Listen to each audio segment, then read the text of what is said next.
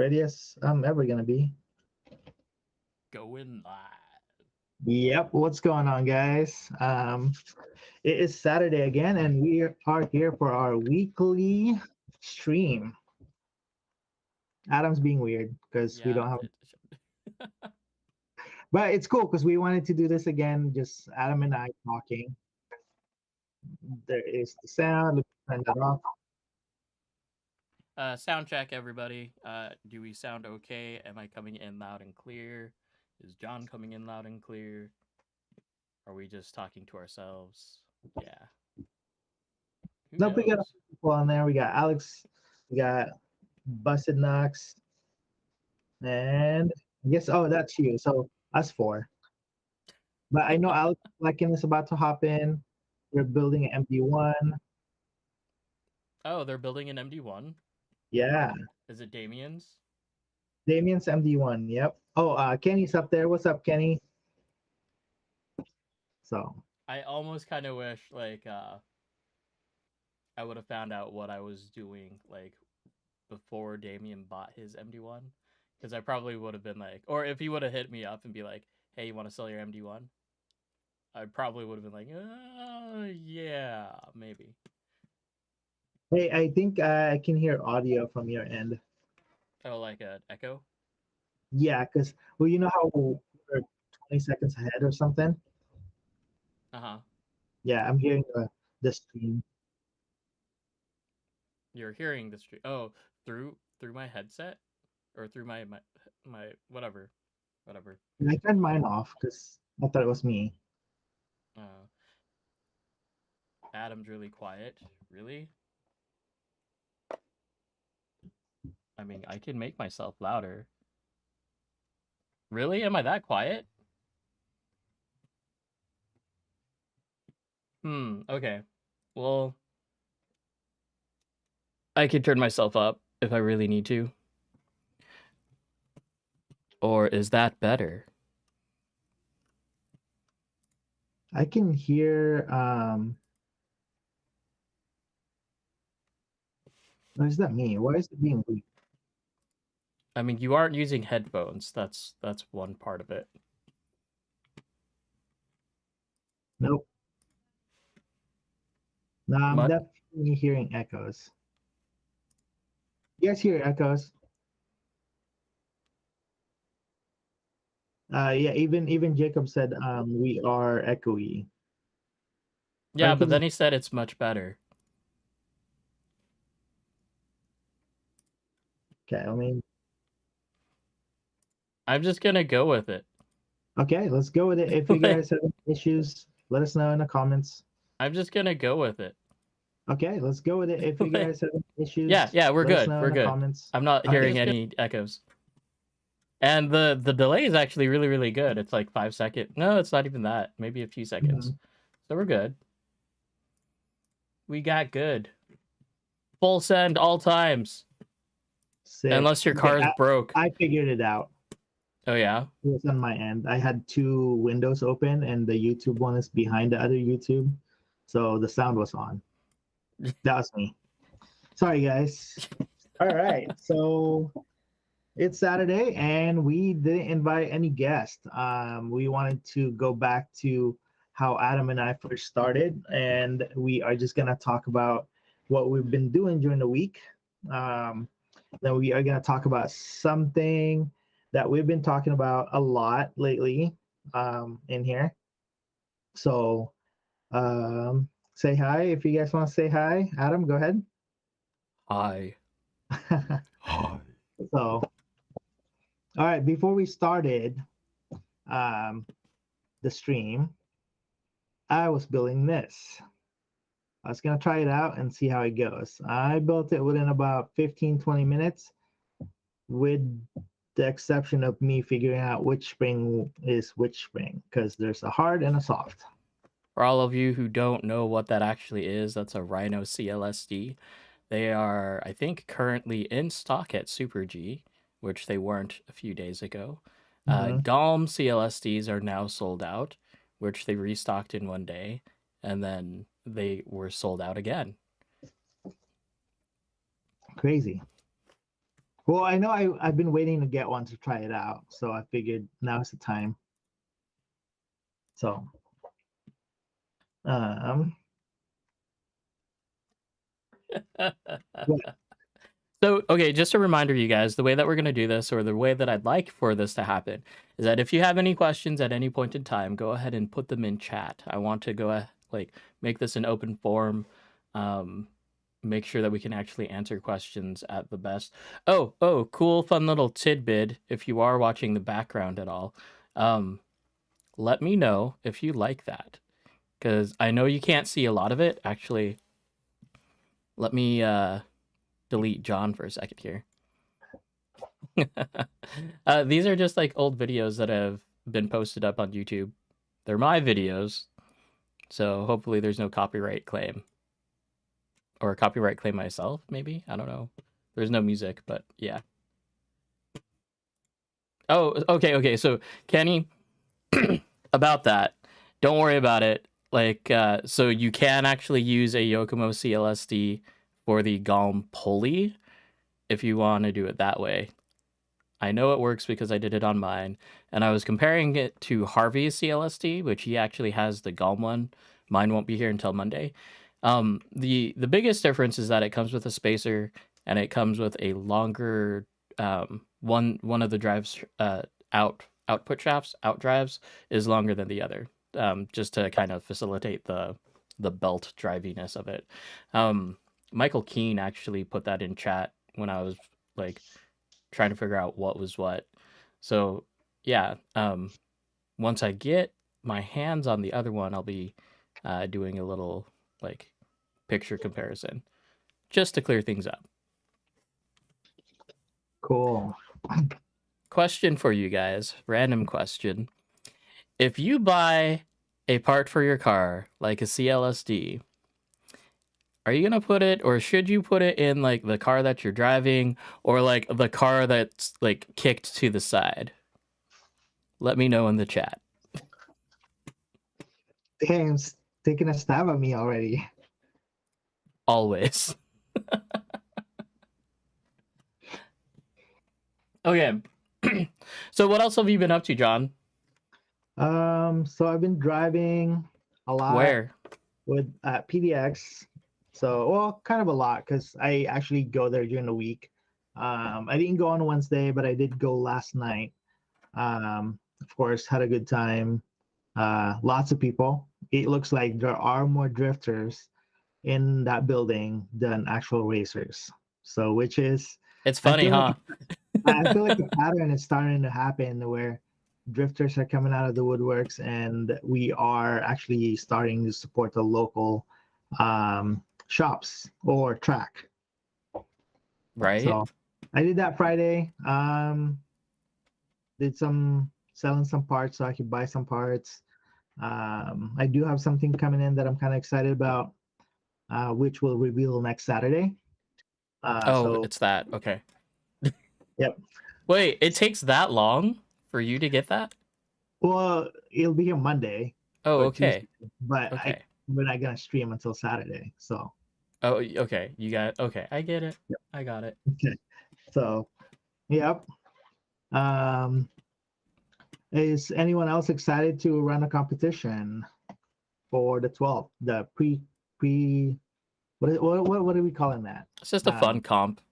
Fun comp. Okay. Like no series points or anything like that. It's just for fun, trying to get better at doing the actual comping part, trying different styles of judging, trying different things, just having one to have fun. And I need to start handing out plaques too, because those plaques I got enough to go through October, so I need. Oh wow! Yeah. Crazy. So unless we just want to hoard them, and then you can finally have your Miata. Yep. I mean, I would like one just to have. So, but yeah. So, did you want to run through your topic ideas, and then we'll go through some of mine? Yeah. Okay. So, hey, we're gonna go deep dive into nerdy stuff for a second here. I know a lot of us have 7PXs, 4PMs, We've got like Acuvance, we've got Hobbywing, we've got Sanwa. Sanwa's in the mix too. Noble, all those like fun electronics. But we are gonna focus a little bit more on like the Acuvance and Futaba side again. I saw Roland Garage's video on the Futaba gyro, the GYD 550, and they did a really good job on it. It also reminded me of why I didn't do that video by myself. I hope he didn't edit that video by himself because that's a lot of listening to your own voice. Right. That's one of the things. One of the reasons why I can't always watch the whole video after we've done our stream, even to just have it in the background, because it weirds me out listening to myself. So I try to like watch it in segments. Right. Right. It's not even that for me. Like as far as the live stream goes, I just do a double check and make sure that the audio is good. Um, just so that I can figure out what I want to change, like for moving forward and stuff like that. Mm-hmm. So the other day I was helping Marcus trying to get his 7px all figured out and whatnot. Uh, he was having a weird issue where when he was hitting the brakes, his gyro, his wheels, his gyro would kind of like, Straightening. yeah, it would straighten out. Mm-hmm. Now I wasn't able to see it on video, but I thought like it might have been the usual suspects of like the 4 p.m. madness that we had. That's what I thought too. Yeah, so we got on a video call. I did have him check the firmware of it, and it was version 4.01, which was the problematic one. Mm-hmm. So we got online. I showed him how to format the SD card, do all that, and oh, that was funny. We just like dropped all the way down to 0 megabits per second. Oh, weird. Ah, boo. They did work on our internet around the neighborhood. So, Yeah, but you're up in Portland. well, I didn't know if it was affecting you over there. I mean, okay, we should be back. We should be going. But yeah, so version 4.01 for the 4 p.m. was the problematic one. For those Mhm. of you who don't know, that's the whole reason why I actually upgraded to a 7pxr. One day I was at the deli, and because everyone else has 7pxrs, I went ahead and well, I started getting interference from everybody else, and my car was going crazy. I couldn't drive a lap, so I upgraded, and hopefully everything is okay. What is Hopefully, right? it just says that it's poor. I don't know Oh, why. connection wise. Yeah, and it's not changing either. Oh, weird. We look clear. I don't know if it's your end. Well, so you're actually on a Google Meets, not the actual stream. Oh, I have the stream up. Oh, okay. Okay. Mhm. I'm also So watching, trying to so keep up with the chat when I can. right. So I'm a not few as distracted. a Well, I few just wanted to make sure I put away all the spare parts because I didn't want to lose them. Oh, okay. Okay. Hmm. Um so a few things that we ended up doing because what he did is he actually pulled his 128 gigabyte SD card, micro SD card out of his GoPro, which our radios aren't meant for that. Just so for the nerdy talk in me, for your micro SD card, you need to format your card as a FAT32, um, like file format, as well as if it is that big of a card, you can't do it. Windows will only allow you to format your card as NFTS and exFAT.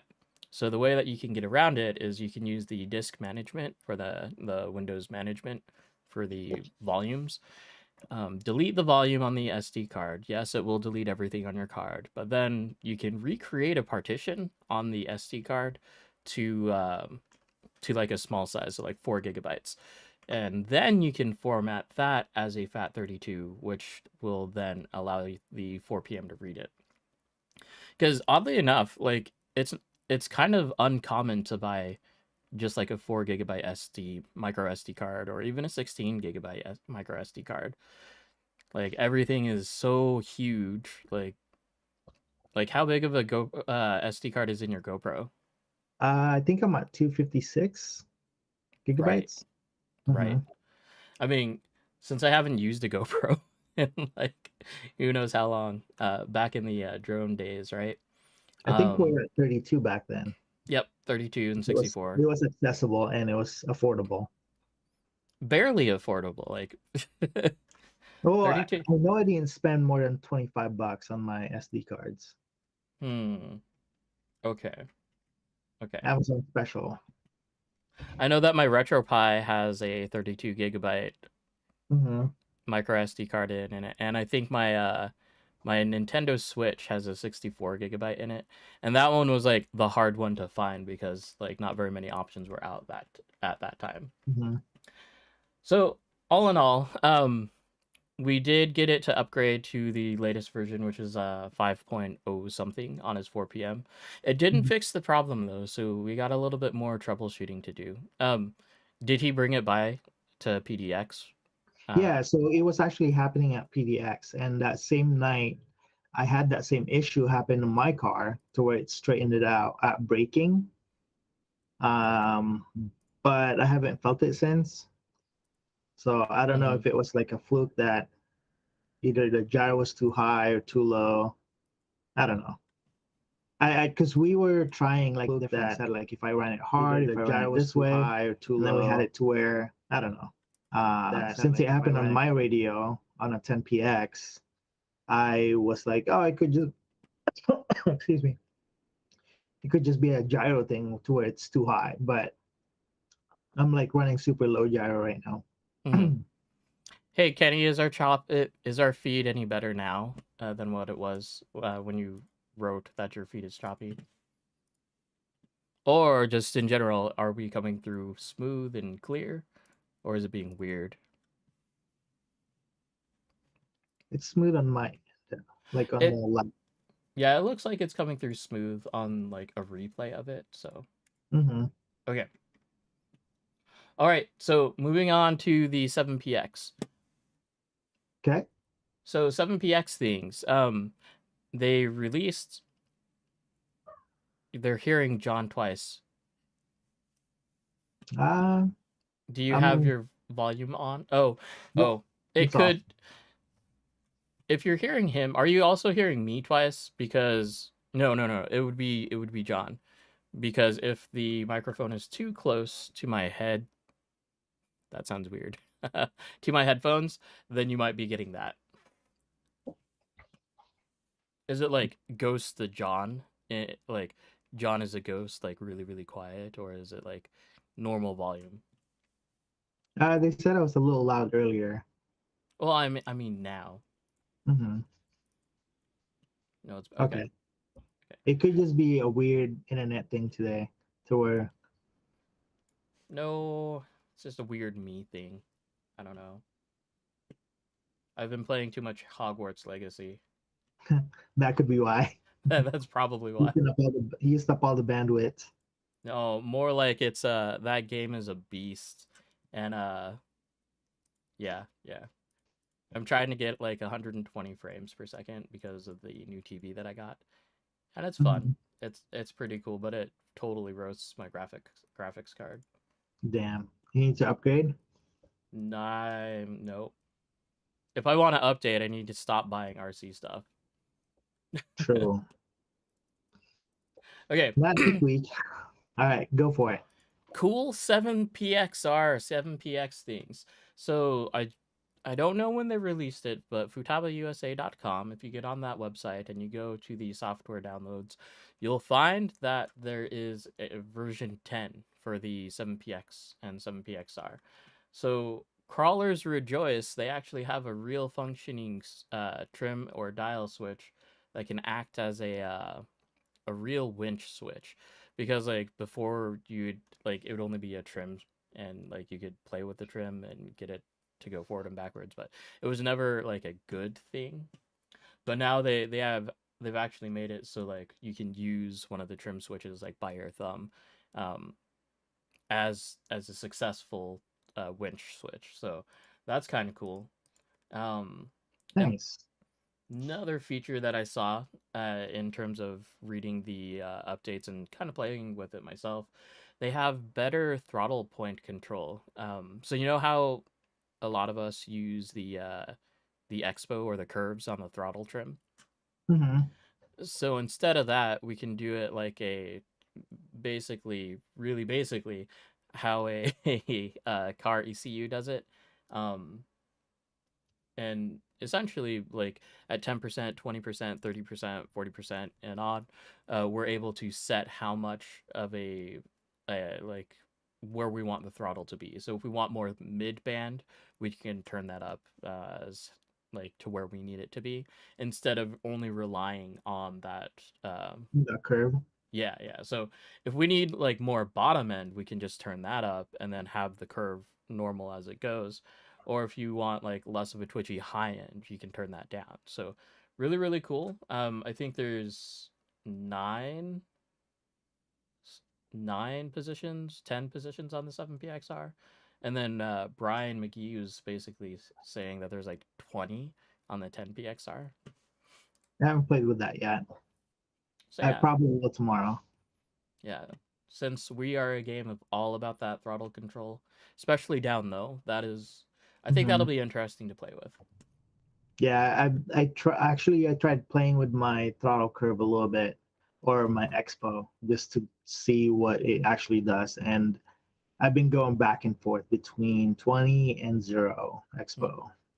I still think that it's really important to, well, for me, I, driving a linear curve is better than having any adjustments there. That's just me though. That's why I'm going back and forth, because I feel like it does what I want it to either way. One just have a better response. Like when I want the throttle, I don't have to wait for it, or I don't have to pull so much more between like curve or linear. So tomorrow is gonna be more testing. I've been really doing of a lot more testing and tuning at the local track versus what I do when I'm in Albany. Because when I'm Mm-hmm. in Albany, I just want to drive, and then here it's like, oh, I can always come back tomorrow if I need to. So it's not like a waste of time driving hour and a half and then tuning 90% of the time, or testing stuff 90% of the time. Mm-hmm. I mean, So but remember what you said a long time ago, and I've actually been saying it to a few of the other guys lately. How you would tune at Northwest, and then whenever you went up to the deli, you were faster at the deli because you were tuning for no traction. yes. It's basically how Let's Drift RC and RCFC up there are preparing for battle. Yeah, I think it's well, so with the problem that I was having is so I would go to Albany, I'd hang out, I'd talk to people. It becomes a hangout. Like I was driving less and less every time I went there. It's either Mm-hmm. I'm playing with a new toy, or I'm checking out other people's setup and talking to them instead of actually driving. So this time, at least prepping for the series, I am wanting to drive more and basically ignoring the hangout part a little bit, because I'm trying to prioritize practicing and driving just for a prep. Okay. So Should still hang out though, I mean, I can like, and I do. It's just I drive more than hang out. or else you're gonna turn into that guy. You're gonna turn into the "don't bother me" guy. Hey, I'm trying to get that win. No, it's all gonna be. I mean, yeah, it's a series, right? So I will take it somewhat seriously, but I'm not. It's not. I'm not gonna get butthurt over it. It would just be, that's really weird for a second. Um, but I just want to have fun with it. It's gonna be the first series comp that I'm gonna be in, instead of like just go to comp once a month or once every 3 months when we were going up north. So Oh, what the crap! what I just saw it drop to 0 again. could it be, the video in the background versus the video that we're putting up or recording? I don't know. I can try stopping it. Let me try that. Stop. I mean, but that's strictly like an internet thing. Mm-hmm. But whatever. We'll keep on rolling with this then. Yep. Apparently, it's a bad idea. Well, I don't know if it's that if the video is the case, but it might be. Hey, it could Anyways, just be. Yeah, go ahead. well, so let's talk about that. So, like, you're focusing more about, um, just focusing on driving, getting better. Like when you're at the track, when you're in a tandem or in a train, what are you focusing on to try to get yourself to be better? Mainly I'm focusing on when I'm leading, it's focusing on leading, right? Trying to pick my lines, trying to uh figure out the difference between the homie line and the race line, trying to get like the most optimized line for drifting, like at least for my style, and keeping in mind that there's people behind me. So like trains, right? Like with your friends and stuff, you Mm-hmm. want to follow you and to get the same angle as you, so you tend to run the wider line. Mm-hmm. Uh, so right now, since we're running at PDX, there isn't really any actual clipping point. Basically, the clipping point is whatever the lead car feels like the clipping point is, and that's what's getting followed. So when Are I'm you leading, go ahead. are you going to put clipping points down? Yes, so there should be, if everything works out, tomorrow should be the track should be set up properly with some clipping points. The barriers should be matching. Parking lot should be a little smaller, but there's going to be another curb or line added on or lane. Mm-hmm. Um, so we're going to try and utilize more of the track tomorrow instead of just having a super wide, 5 foot lanes. We're going to make it a little bit narrower so we can add another lane. They Or were 5 foot wide lanes. I'm exaggerating, but it's we're gonna try and make it a little bit more standard so it's not super wide because Well, some I mean, people just there's cut no lines.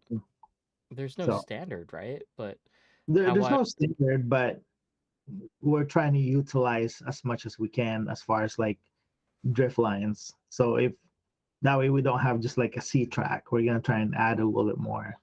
Um, so and then we got the banners are up. So there's city scape like banner. There's a graffiti banner on the other side. And then just the barriers. We just wanted to make it look a little better instead of looking like we just kind of threw it together and we started drifting. mm-hmm. So it should be cool. I mean, it's a work in progress. Like any other track, it starts from a figure eight to a C track into a C track and another curve, and then you add all the scale parts and whatnot. So Mm-hmm. we'll see how it goes tomorrow. And then we're hoping to do more videos tomorrow too. How many people are you typically getting there? It's like, So Friday night was kind of weird because we had, I want to say like 23, 24 people.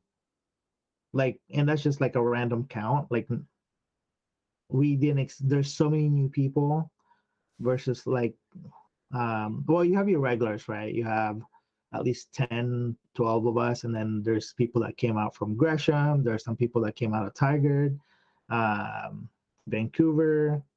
I haven't seen the super guy though, but yeah, it's we had quite a bit. I think they had maybe 12 racers yesterday. right? Well, and Andy Davino was there with his YD2Z that he got.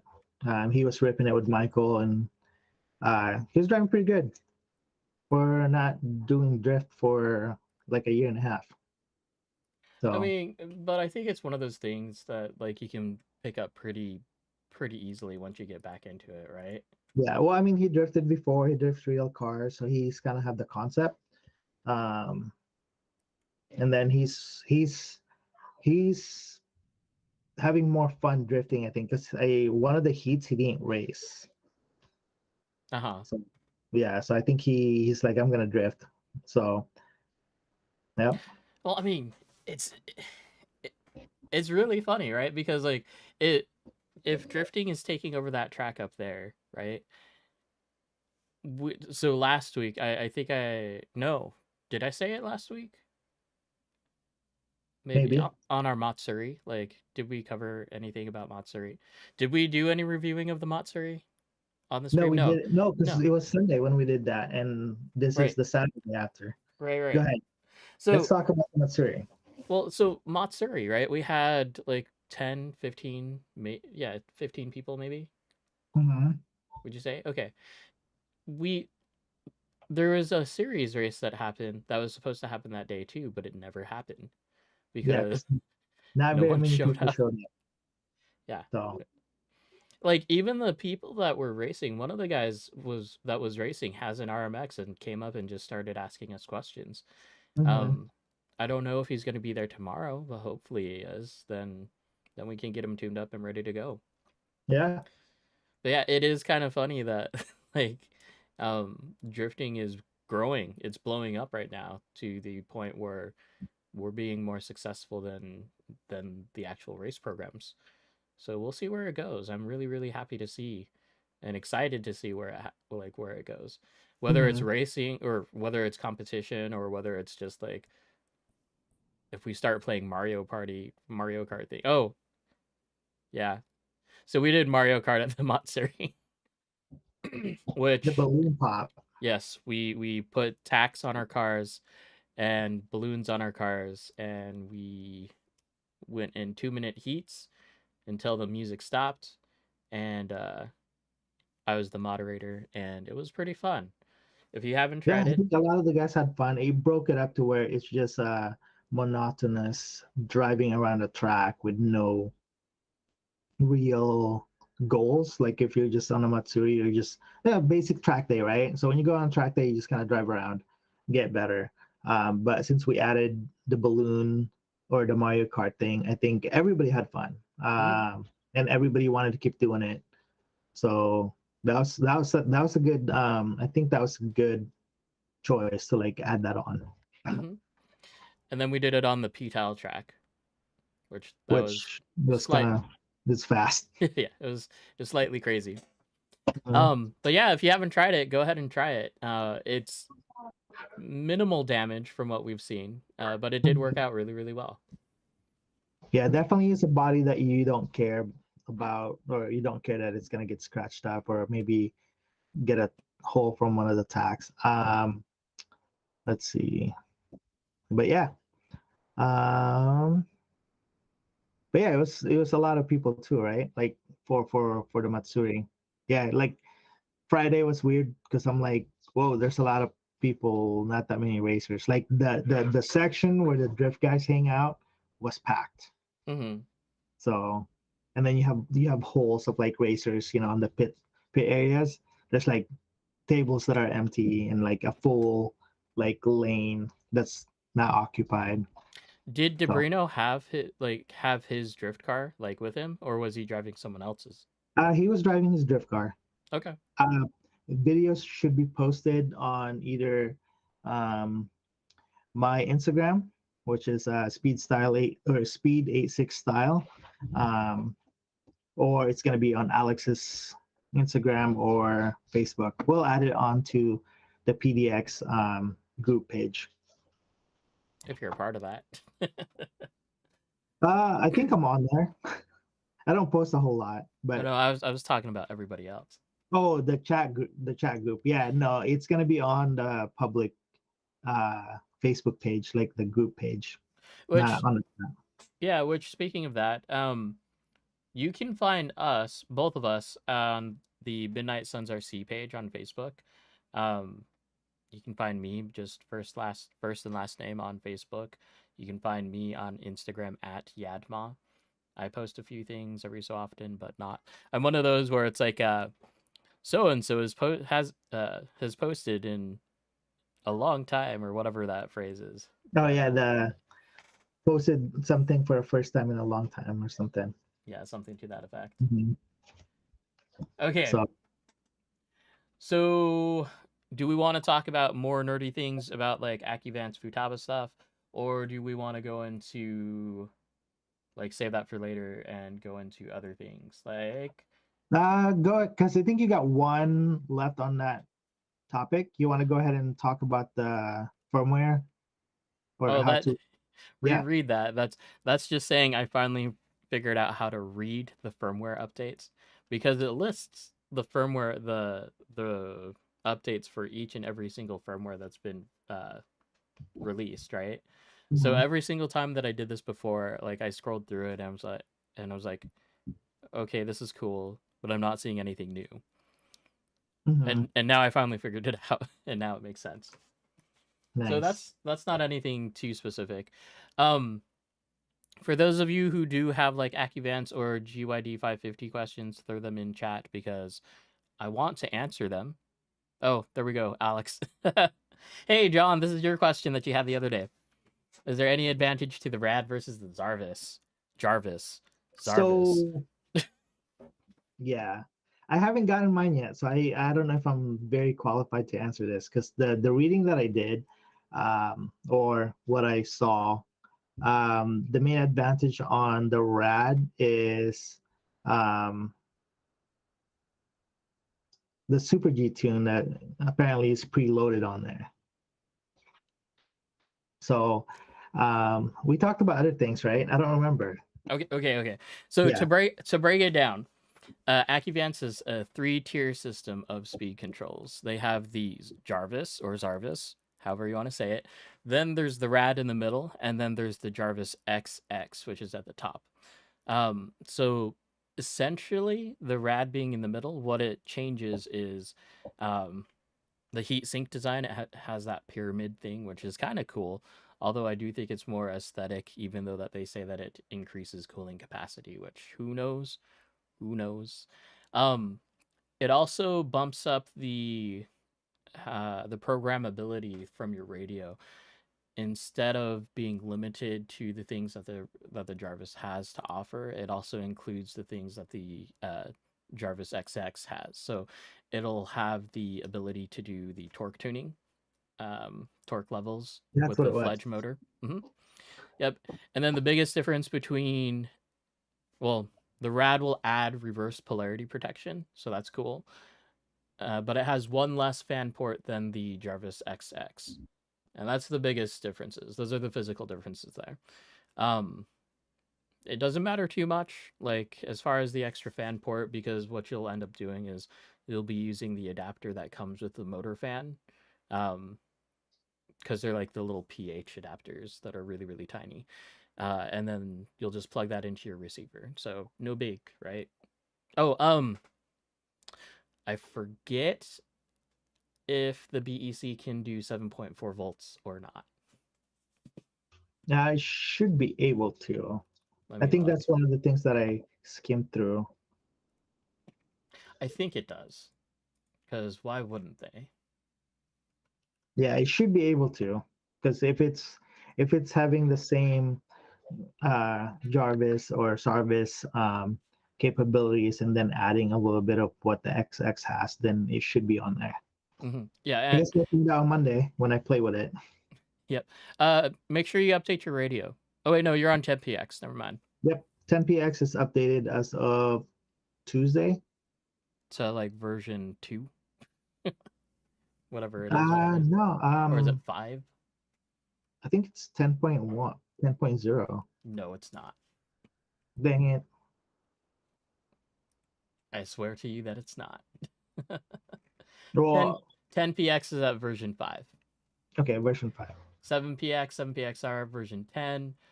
4pm is version 5.10. There you go. And you heard it from Adam. 4pm plus, which is actually pretty cool. It has a little like adapter slot to insert like a little fly sky module for mini Z's, and that's at version 1.3.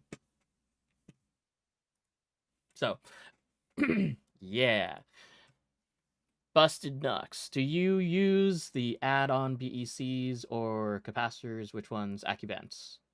I use the Chevalier or the Turbo. Mainly the Turbo because I'm too cheap for the others.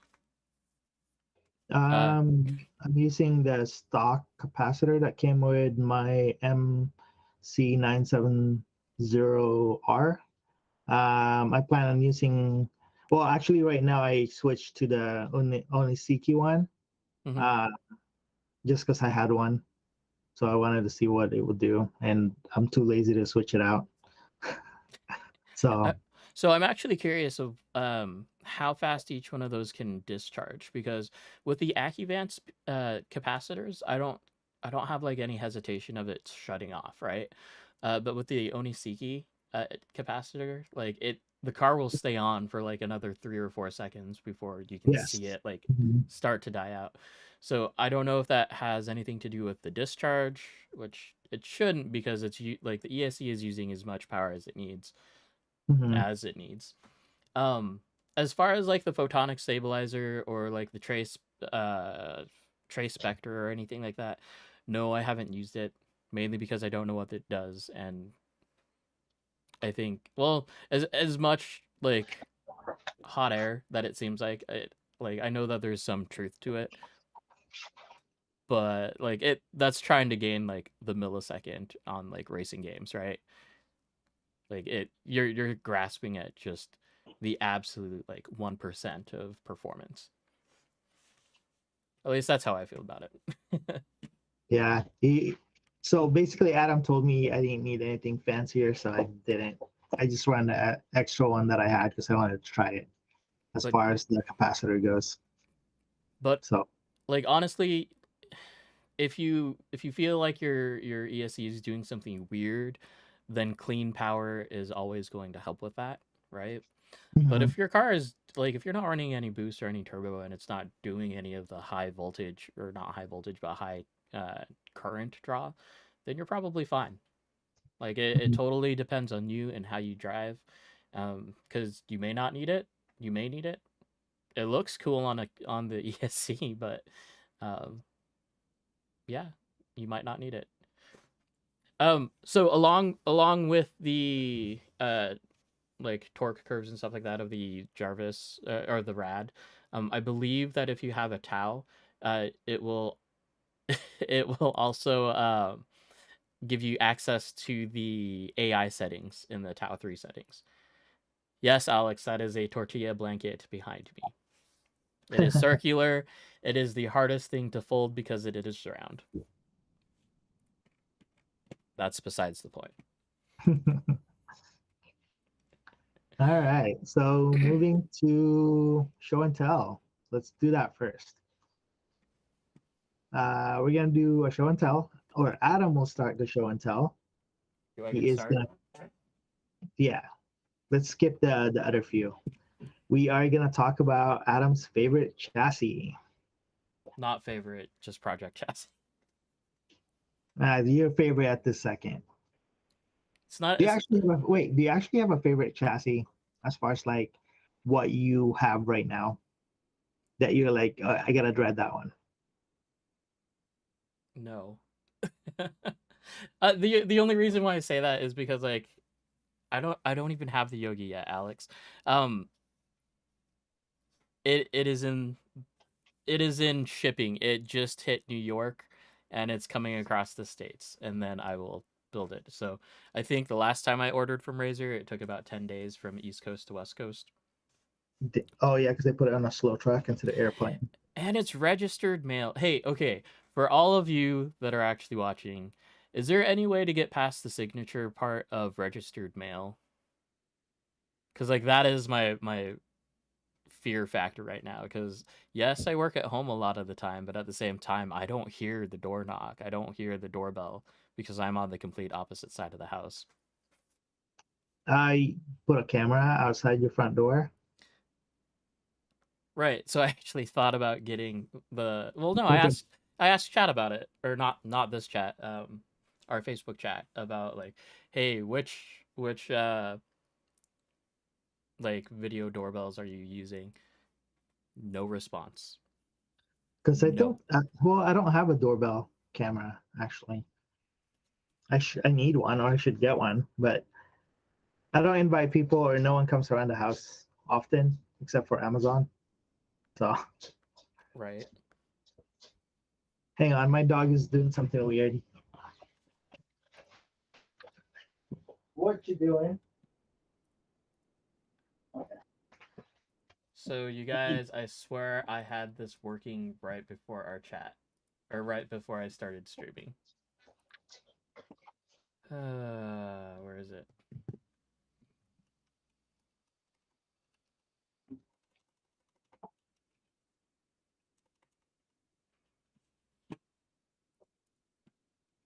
Show the puppy. Loki, come.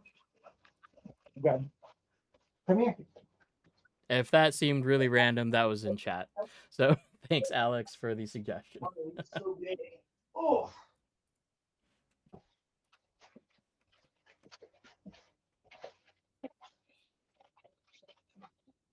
There, Loki. Say hi. Loki. Loki. Say hi. This is Loki. There. What is he? So Loki is supposed to be a mini golden doodle. So he's only supposed to be about 30 pounds, but he feels like he's 50 pounds right now because he's getting bigger. So, okay, stand up. That is so weird. Oh, you know what? I wonder. Hold on. Nope. Wait, Loki. Loki. Right here.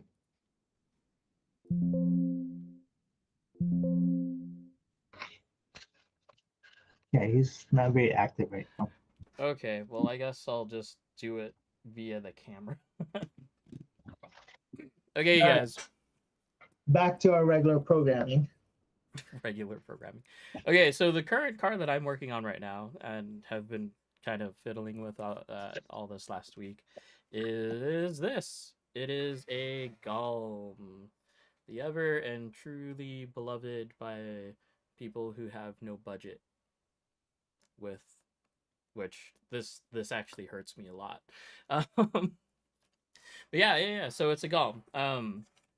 I've done the high motor mount with the counter. Also, it has anti-torque via this extra large idler gear, which uh, the stock one was actually being eaten by my other gears here because Overdose uses soft plastic, and I don't know why. So this is a TLR racing idler. I just, if, well, shoot. Sorry, dog's barking. Focus. Okay. So if you can see that in there, that is the CLSD pulley that I put in there. So yeah. The Golem now has a CLSD, which is pretty cool. I'll get to drive it tomorrow, and hopefully everything works out.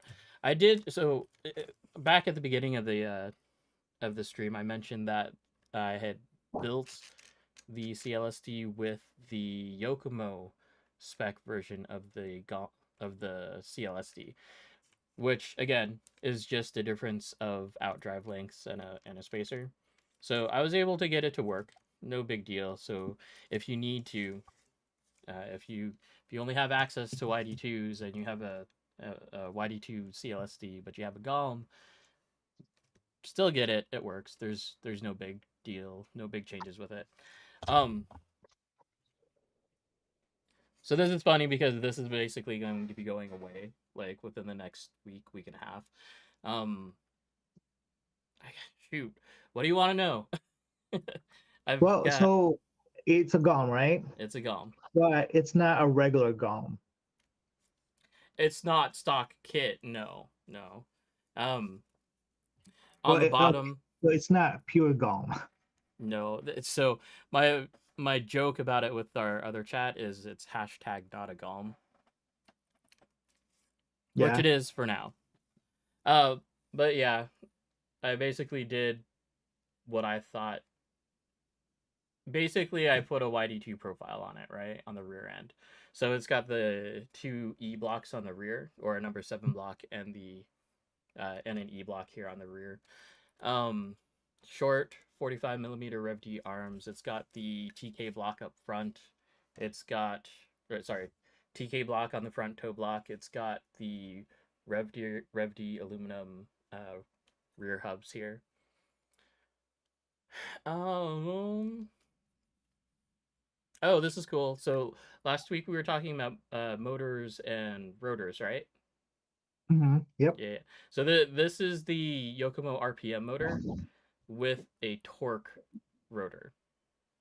So it's got the 12.5 millimeter long rotor in it, as opposed to the 12 millimeter rotor that the RPM has, and that this feels a lot better. I wish Yokomo, if Yokomo does, um, just sell rotors separately. That would be a great upgrade for the RPM. Um, like I was saying last week, I had like problems with it kind of like hanging on the top side, trying to come off of the RPMs, or like trying to drop from the high RPMs.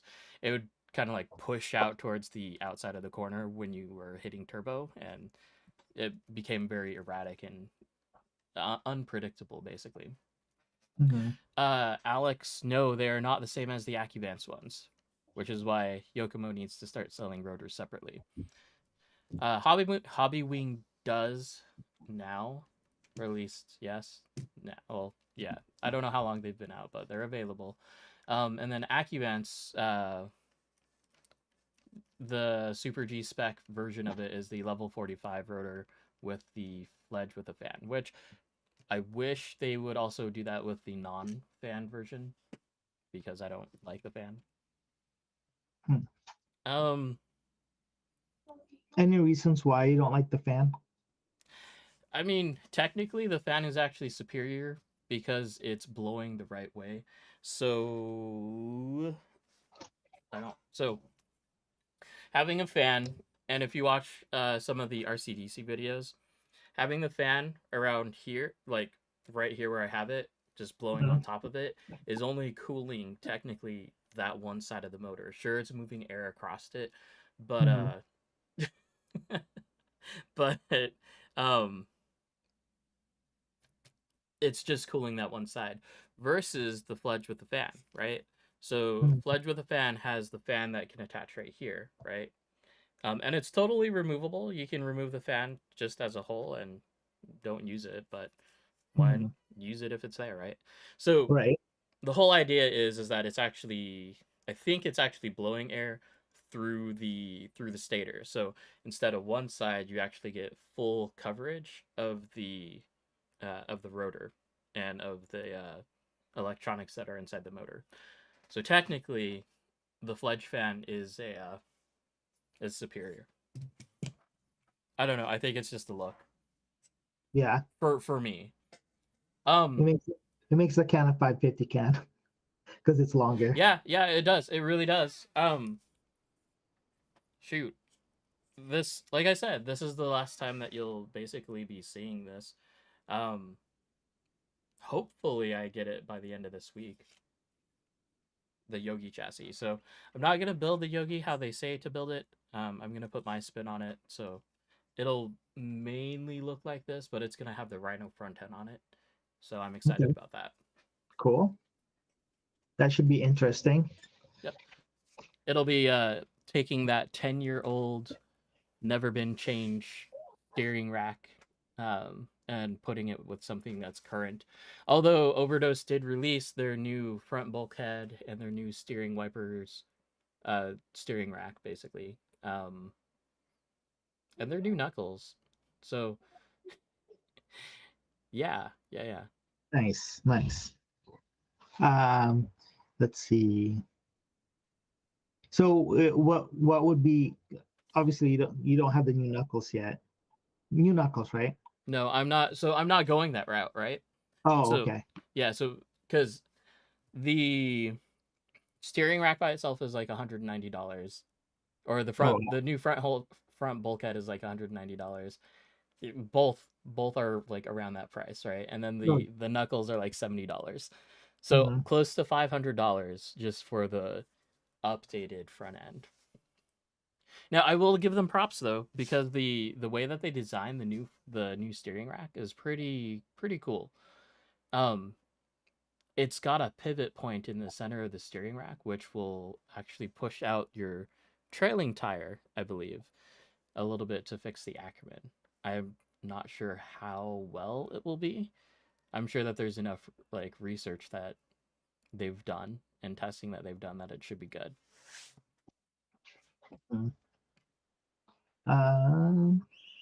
Let's see. Sam needs to come down to Northwest so I can give him his servo horn for his shark. He still hasn't done Sam, that yet. go to Northwest and then come back to PDX before they close. So Alex is gonna bring out the shark tomorrow. So Ooh. Sam, you should come out so we have something to compare with. Other than that, so that was your project chassis right now. No favorite though? You still say you don't have a favorite? I guess you could say that the shark is still like shark is basically I don't need to touch it because I know it drives right. Right? Like so I guess you could say that that's my favorite chassis because I know I can just grab it off the wall, take it to Northwest or take it to PDX, and then just drive, right? I can dig that. So I feel like I have a similar chassis like that, but everybody's like, you should do this, you should do that. The typical. Yeah. So well, so right now I don't have a favorite chassis because one car is technically down until the thing that we're going to talk about next Saturday will be done. But let's talk about the RDX. Right now, that's my favorite car. It's driving well. It drives the way I want it to. I did some changes on it. I am running a bigger sprig gear compared to the stock 84. That's because you ate your stock sprig gear. Yes, because I was trying to run a different motor.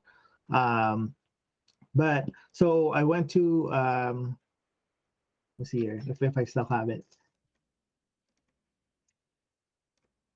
I went to a 86 spray gear. Oh, that's fine. That's and then I went from a 24 pinion gear down to a 22. And the car is quieter. It doesn't sound like it's angry all the time. It does drive a little bit better. I'm also running a 10.5 again because I got rid of my 13.5 for future reasons. Did you get a 13.5? I had that Hobby Wing one. You might as well just tell. Okay, so I ordered the Super G Rad ESC with a 13.5 motor. I believe it's a Fledge with a fan in purple. So it should be here Monday. And we're going to play with it. And we're going to see if it blows up. It won't blow up. So there's that. So yeah, I might put this in tonight because why not? I could always take out the dip or I could always take it out and put it back onto the ball diff that's in there. Okay, so for RDX though, isn't it pretty easy to get to the diff? Yeah, it's 4 screws. Why not? And then the ESC plate, like on the MC1, you have to like take out the 2 screws or take the whole back piece apart and then to get to the 4 screws for the diff. On this one, I could just move it from the slot, and then I could go to the screws. So it makes it a lot easier. So why wouldn't you put that in like as your first choice? I don't know, because I intended to try it on a Mini. So yeah. With that being said, I want to revisit the RDS kit, not the RTR. So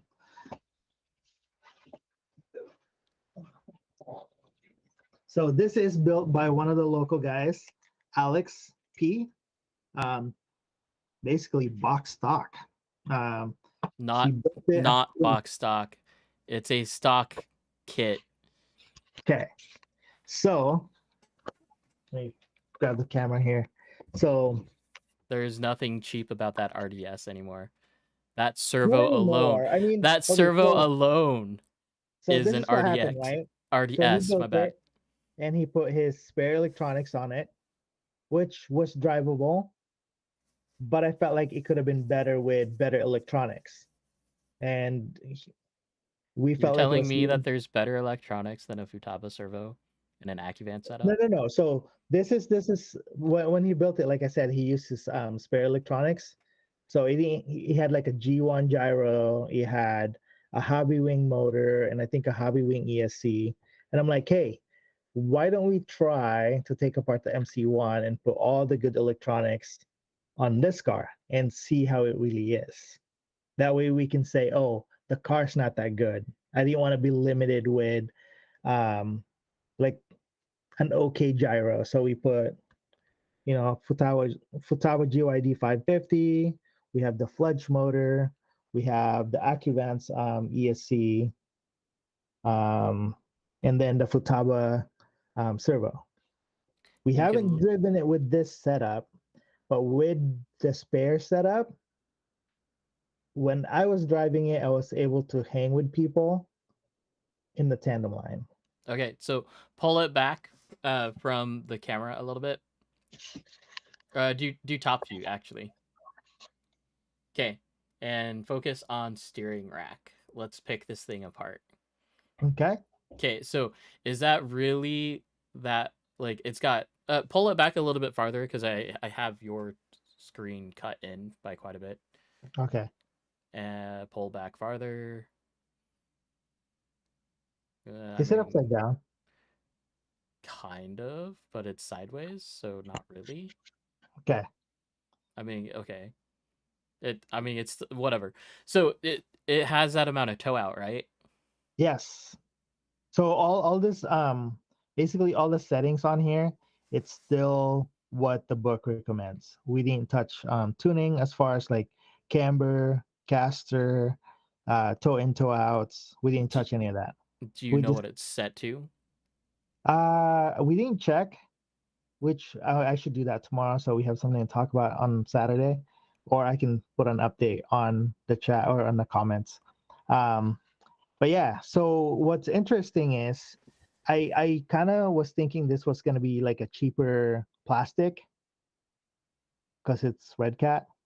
So I figured it's going to be like it's hobby grade, but it's toy grade still, right? But the plastic is actually pretty good. Like it doesn't feel brittle or it doesn't feel too soft that you screw into it and you're going to strip it out. Mm-hmm. It's actually looking pretty strong. Mm-hmm. Now, don't go too far into depth on this because we have Todd for next week doing this. Oh, okay. So I have a follow-up question for you on steering setup because I know with the Shark, yeah, this is getting annoying because it's moving and I'm trying to watch it so it's steady. Um, but as far as the steering on this, so it's not a belt crank, it's direct drive.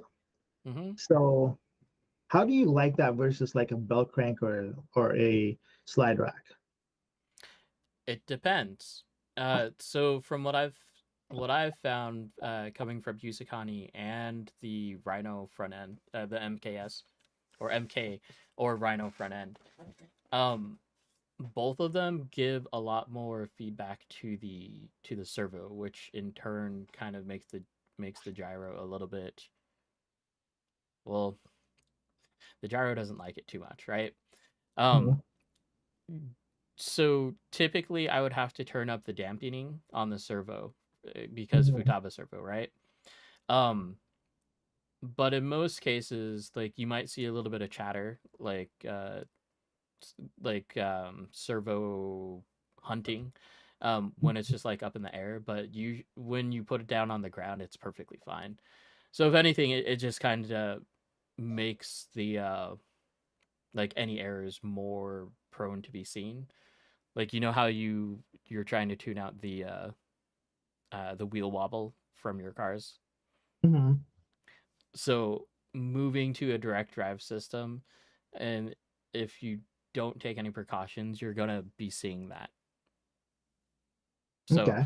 at the same time, though, like there's, I feel like the way that they implement them, at least for the Yuzakani and the Rhino, because of the way that you can slide the servo forward and back, that is one of the best ways that you can adjust your Ackerman. It's not like the end all be all because you still have to work on like the length of your turnbuckles. But at the same time, like if you have a little bit of Ackerman here or there, it's just moving your servo.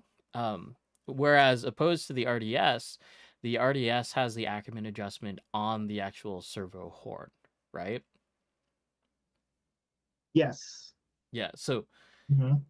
like we have that adjustment on the Rhino, and I think it's on the original Yusukani chassis as well. Um, but we try to keep those short. Whereas if that's the only method of adjusting the Ackerman on the servo horn, I can see that being problematic in the end run because you're making your servo horn that much more longer or shorter. Shorter is okay. Longer is bad because it can also tune um basically if you have a longer servo horn, the faster your steering reaction becomes because instead of being down here being short, you're all the Hmm. way up here where like 1 degree of movement is literally, well, a lot farther of an arc Yeah. than being short. So that Hmm. also like kind of hits your gyro as well. So it could be more, well, could be bad. Yeah. So, but yeah, I wanted to revisit because I know when we were talking about it, we didn't have one um, to look at in person, and picture can only show you some things. But I am pretty impressed for a carbon fiber chassis that's under $250. For you, Well, it it's re it re- $239 for the chassis. it retails at like 260. Not according to Hobbytown pricing. Hold on. The price that I said was a Hobbytown pricing. Maybe they had it priced wrong, or the Uh, price went up over the weekend because everybody's buying no, it. no, it's down at 240, 239.99 on A main. Okay. Okay, cool. It was at 260 before. Yeah, So it totally pulled a Yokomo SD 1.0. right. If But you I don't mean, if you don't remember that, it's they were trying to sell that for like 660, like premium VIP level purchase. Like the very same week Super G lowered it down to like 489, something like that. It's hilarious. right. It's crazy. But yep, right there. We'll drive it tomorrow, and we're gonna push it to see what what it does. So the only reaction that I have out of it so far is when you posted the video of it being on the bench, right? And I'm pretty sure Jake is just bouncing it around. And Mhm. at the end of the video, all I got was I like it. Like that's that was the end of the video. Yeah. Well, I didn't post that video. I think Alex posted that on Oh, the that could group. be. Yeah. But I mean, he likes it. He actually, the way it drove last night, like I said, I felt like we were just held back by the cheaper electronics that was in it, Hmm. at least as far as the gyro goes. But I convinced Alex to just, hey, let's just go all out and make it better electronics or as good as she can get and see what it does and then So go from there. for those of you that are interesting, you can now buy basically 4 RDSs for just the electronics kit that is on that car. Yes, that is very true. So, And we are talking premium tier electronics, but dang. well, we're held back. I felt like there was something holding us back from although driving its although capability. so I mean, it makes a interesting point though, right? Because like technically, well, I don't know. Because I was gonna go to the idea of like rent a drift car type of thing. Mm-hmm. Except I'd probably still want to go towards RDX rather than RDS. So if we're gonna go through the history of Red Cat, uh, Red Cat is a mall brand RC car. It is hobby grade, but it's still toyish. A lot of your veterans or hobbyists, they shy away from it because they break all the time. They're not quality bashers. They're not basically you can't get upgrades for it because not very many people deal with Red Cat. And when there's crawlers that you can buy, they're very, very toyish, even though it's called hobby grade. But with this one, I would, yeah, it's this is like something different from Red Cat, and I feel like they listened to somebody that was drifting already because the way the car is set up, it felt like it's they took a lot from the existing cars that we have now that we paid premium for and made it into a more affordable entry level kit that looks nicer with Mm-hmm. carbon fiber. So that's my take. We'll go back to this on Saturday when we talk to another guy that's built it and is currently testing the crap out of it. Well, I mean, it goes back to the idea of well, so if I wanted to stick with the rental car idea, right?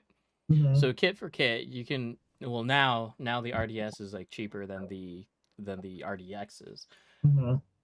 but at the same time, I would probably find it still more beneficial to the RDX because you don't have to tune it, right? Yep, Everything's you just there. put decent electronics in it and drive. But Is that Chris in the chat? yep, it's Mama. My mall store was a legit hobby shop. I mean, if you like Red Cat, Hey, I'm okay, but the term hobby shop, right? It's a very big term, like or a very loose term. They're like a card shop, right? A magic mm-hmm. card shop is still a hobby shop, right? Although you're not gonna call it a hobby shop.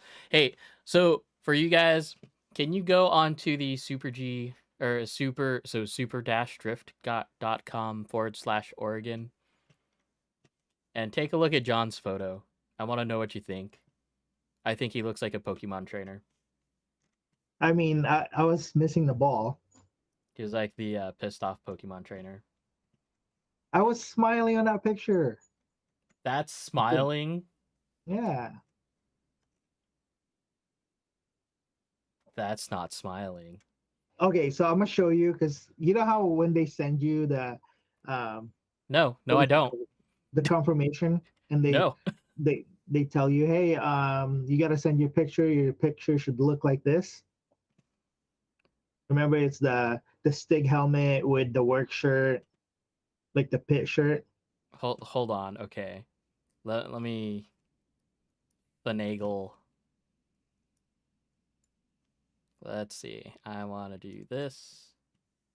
I want to do that. And I want to do. Are you at least gonna put the Stig picture on there? No. What's the stick pick? No. Wow. Okay, that's really big. Hold on. Look at that. Look at What is that. that? Is that a smile? I don't think that's a smile. Yes, I'm totally trolling John. But wait. Oh my gosh, look at that. Jake, what were you thinking? What do you mean? No, look at Jake. Jake's not even on there. Jake is on there. Oh no, you're showing my picture. Oh, it probably hasn't shown up then. Yep. Yeah. Anyway. Okay, let me go to the email because this only makes sense if you see the email that they send. I think it's SDC. I hate your mustache, Jake. I really do.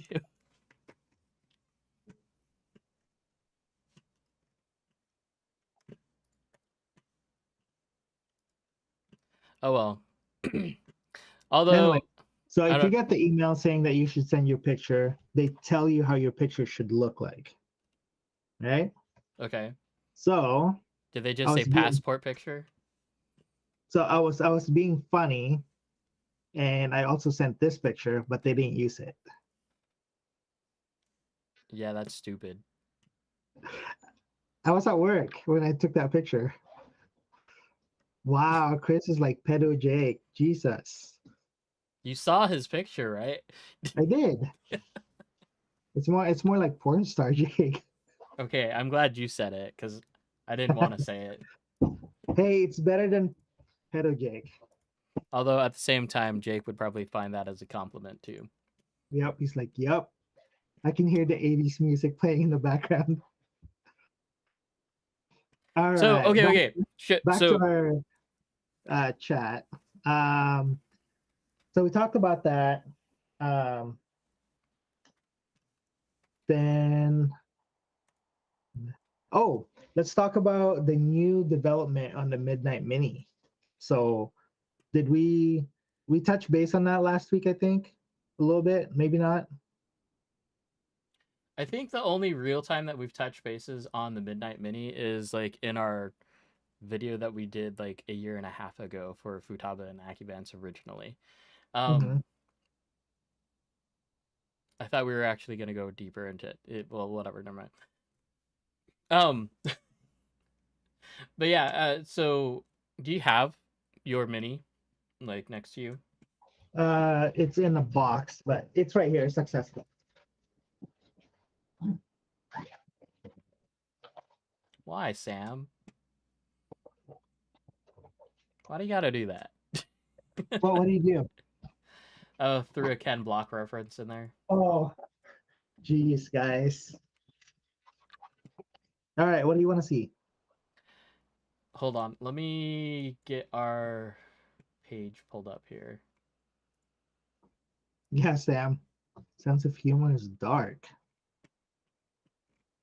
A little bit. Or not dark enough. Mm, to each your own. Where did he post it? Post what? Uh, where Lance posted the Midnight Mini stuff. Was that actually on the Midnight Mini page? Yes. Uh, let me get the picture pulled up here. I agree with Jake.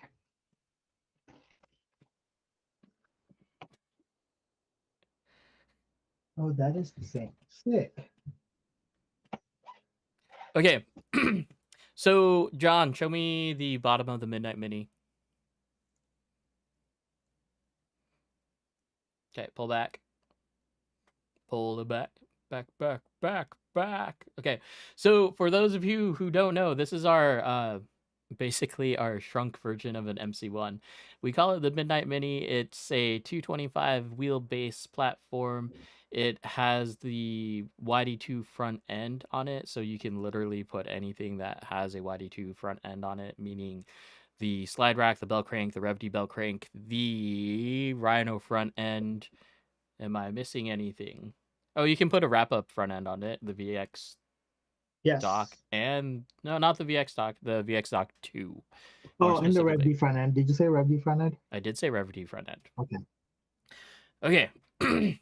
So on the rear end, we actually initially built it for the MC1. So everything that's on an MC1 will fully 100 bolt on, pretty much the easiest conversion that you can have for this chassis, although it will fit the S, the R, and the E transmissions with pretty easily. The easiest conversions before last week was a MC1, the R, and the Z, because of where the battery position is located, where So where John's is located right now, that's the easiest way to put it, right? There's also, if you are building a Z, yeah, you can see the 3D printed parts right in front of or on top of the battery tray. So usually if you do order one from us, um, when I say us, the Midnight Suns group, anyone in that Midnight Suns group or like the core people will be able to like hit you up or get you in contact with the right people. Um, but we will, Jake will have some at the track if you guys are looking to get into it. which means that we need to, PDX. yeah. Mm-hmm. And then Adam or Neil will have some at Northwest. Yeah. But yeah, we need to know which platform you're going to build so that we can actually have those parts ready and available for you. So that is the Z. Let me show you this thing. So this is the Midnight Mini again, but this is also including some parts that Lance designed over the course of the past 2 weeks or so. So what he's done here is, if you take a look at the side of the battery, I guess first thing is notice that the battery is in line with the chassis. Usually if you were going to build this chassis, you would do the battery transverse or at 90 degrees of the sideways. And near the back, but the main issue that you would have is the spur gear. Because the S chassis is a low spur gear, we'd run into problems with it hitting the chassis barely clearing it, if anything, or your battery would be. You'd need to come up with a way to mount the battery more towards the center of the chassis. So what we did here is we actually made the battery inline, and there's actually a battery brace going down the side. So you'll kind of see it on the backside. I don't know if, yep, yeah, you can see my mouse. Okay. So on the backside, you'll see these chassis bracings, and there's one up here as well as like a little place for your electronics, for your gyro. But just with that, we don't actually need to run a top deck. The chassis retains its rigidity, inline rigidity, to the point where like it's not necessary to do that. Stop trying to use big words. What do you want me to do? It's not a big word. I said sideways. I believe also, Adam, if I'm not mistaken, let me double check. I don't want to be too wrong. I believe the files are shared on the Midnight Mini. Yep, on the Midnight Mini page. So if you want to print your own 3D printed parts, you can, because it is now available as a STL file on the Midnight Mini page. Mm-hmm. And if you are curious about the steering rack, because this is showing the bell crank, I believe we haven't tested yet, but it should be it should still fit the slide rack, because the steering posts that are there are the rear brace for the slide rack steering. On a lot of them, if you have the generation that came with the SX3, it would be like you don't even need to run the rear brace. You can just run like your servo with the back 2 screws not attached, and it's perfectly fine. So there is that option. So S chassis is now a thing. Nice. Which I think that means the E chassis, the E transmission will work without. No. No, it won't, because the motor is on low. The motor is low position. Oh yeah. So I guess correction, not the E naturally. You need the high rotation, high motor mount for the E.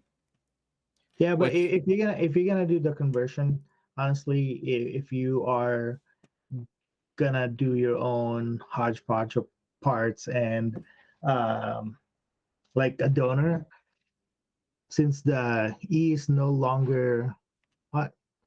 Yeah, it's not available as a kit anymore, right? It's now a RTR. Hmm. I Yep. mean, you might as well just do a Z, to be Yeah, honest. Like, just do a Z. It makes it easier, and then the Z I feel like is the more accessible one if you're trying to convert mhm. into a mini. And for those that have wondered, because it's all about the bodies, right? Mhm. The easiest body that you can fit on these chassis is going to be the R31 bodies, either the Sunny body, the Sunny Datsun, or even the MX-5 Miata. There are a few little things about the Miata, like it's really really short end, rear end, where you have to like be really cautious of where your ESC is because sometimes it doesn't always fit. The MST body, on the other hand, the MST Miata is tons of space back there. So it's just narrow. You can either Mhm. do fender flares or you can run the narrow toe blocks. So either A's from Yokomo or number one from Rev D, and those work out Mhm. great. Um, I lost my topic page. Hang on. Okay. Um, did you want to cover the? Are we covering the 550 again, or did we do that earlier? Do you guys have any questions about the 550 or the Acuvance stuff? I'm just putting that out there again. Um, I just thought it was funny that Or should Rolling we do Garage. another? Should we do another like just Futaba related refresher course for next Saturday? Chat, what do you think? Yes, no, maybe so.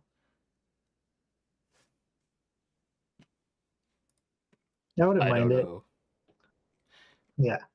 So, and then I think the only one that I have left is the which is your top radio? Oh, we're going that. Well, I mean that's it. That's all I got left. So, So, okay, that's a big topic for me. Okay, but Chris, no, just dead no on the RDX to be adapted or to be adapted to mini. Um, I mean, technically the rear end would work, right? It's a YD2 or it's an MC1 rear end, right? It's just the four let me transmission screws. let me test fit real quick. As long as it's the same as the MC1, it'll work on the rear end. The Since I'm front, here, yeah, just like Jake is saying, I don't think the front end will work because it's totally different. yep, transmission will fit. Same with the toe blocks. So the rear end is good. The front end is not. So that answers that. Test fit complete. Yep. So rear end, yes, you'll just have to run a Yokomo front end. Okay, so going into this, I think that radios are a very, very uh honestly, it's a regional thing from what I see, right? Because I'll watch the RCDC videos and I'll see like everyone have a Sanwa radio, Mhm. or like just like the DOS vlog videos and everyone has like a Sanwa radio or whatever, right? Um, it seems very very click, not clickbait. When you're in a clique of people, right? Just Mhm. whoever has your radio, right? That's kind of what tends to be run because everyone has it. So if you have any problems, I mean that's exactly the reason why I say buy a YD2, right? Everyone has Mhm. one, so everyone knows how to get you up and going really really fast. So okay, you asked me, clicky Adam, yeah, clicky. Um, you asked me what my top radio is. Is that the Yep. question? Okay, Mhm. so I have to swing to Futaba, right? I've well, I talked about it earlier. I rage quit on the 4 p.m. and then I went to the 7PXR because of just being able to have a radio that functions without any problems. But at the same time, moving from the 4 p.m. to the 7PXR, I could actually feel a speed difference, a better link, a faster link that was better for my driving. Does Hmm. it have to be that? No, no. Um, in fact, like if I didn't have that problem with the 4 p.m., I probably would still have that radio because it does everything that I need it, except Lies, for except for the pictures. lies. I mean, maybe. I don't know. Well, at least I would have held off on the 7PXR for a while longer, right? Yeah, I can see that. So the reason why I say you're lying or that's a lie is because from what we've experienced as far as like the radios, I started with God Spectrum as my drift radio, Mhm. and then top end Spectrum. I think it was back then it was the DX3R something something. Um, because it was accessible to me. And then of course I seen how Sanwa um, was working with Jason when he had his, Mhm. and it was faster. I think the minute that you start seeing what the radios actually do, and you are aware of those things, you're not just like the noob that's coming off the streets like, oh, I got an RC car, it's great. If you're not at that stage and you see, if you're past that stage and you built your first kit and you're like, how come I'm not faster or as fast as everybody else? I think you're gonna get to the point where you're like, okay, Futaba, Sanwa, the faster radios, or KO Pro. KO Pro? KO Propo. Yep, that one. So I think eventually, even if you didn't buy the 7PXR when you did, I think after that year you would have, even if you didn't have that problem, because I think if you were at the 4 p.m. still and it's that dot matrix style screen and it's all the click roller and whatnot, I think you would upgrade pretty quick after that, especially after seeing the 7PX from one of the guys. Um, it's just our nature. It's like we got to get the next best thing or the one that will serve the purpose. So, Well, and serving the purpose is foremost, right? Like that should be mhm, the most important part of it. Like, does it work? yeah, It better. But honestly, there are some days where I actually miss the navigation, the little joystick and like the plus and minus physical buttons on the 4 p.m. I think this is just nostalgia, right? Like, It's not nostalgia. Like it is a legit thing. Like honestly, if you put a plus up and a plus down button, like physical buttons on the 10PX, that would make things so much better. Like cuz instead of having to like hope your finger registers, right, on the screen, you just know that it works.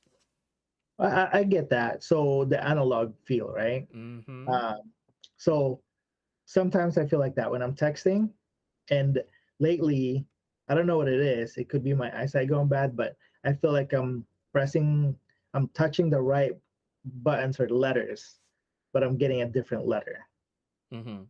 And We call that fat fingers. yep. So I feel like I want a keyboard like old BlackBerry where you actually have to press the buttons sometimes. But would I go back? I don't think so. Mhm. Like everything that we have now is so much better than what it was. I mean, from touchscreen phones to a bigger screen phone so you can watch YouTube during lunch or a movie.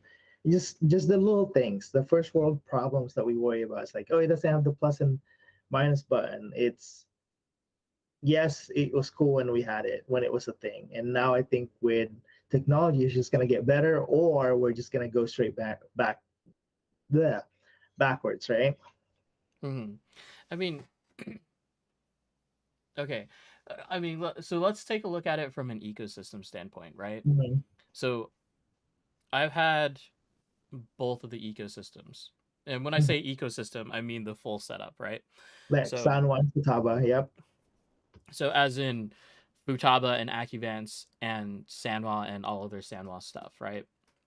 So I've had both of those systems. I haven't had the most recent generation of the Sanwa, but I don't think it's changed too much. So Mm-hmm. as far as like the simile, I guess the simile can go, like Acuvance and Futaba is Apple, and Sanwa is like the Android.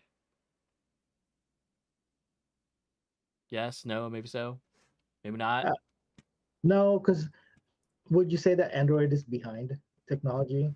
No, Well, Sanwa's behind technology. Their no. top line, their top line radio M17 versus like let's say a 7PX. Like Hmm. that's three generations back or three models back. But are Uh, you comparing the functionality or are you comparing the user interface? both. Because technically, Sanwa, I think Sanwa is just as fast, if not faster, than the 7PXR. Yeah, I mean that's why I said yes. Well, I guess the interface. If you're talking about which one's backwards, that's why I say Sanwa's backwards because they do have a little touch dial thing on the M17, but everything else is it's just basically a It's a touch. click wheel. Yeah. Yeah, it's So, it's the click wheel mainly. But at the mm, same time, like the learning curve on an Android phone is way more difficult than a learning curve on an iPhone, right? But at the same time, if you know one and then try to switch to the other, it's a learning curve no matter what you do. mhm, So like pick one and stick with it. Like that's the yeah. ultimate nature of it. Hmm. Is one radio better than the other? Technically, Yes. Sanwal has never done me wrong.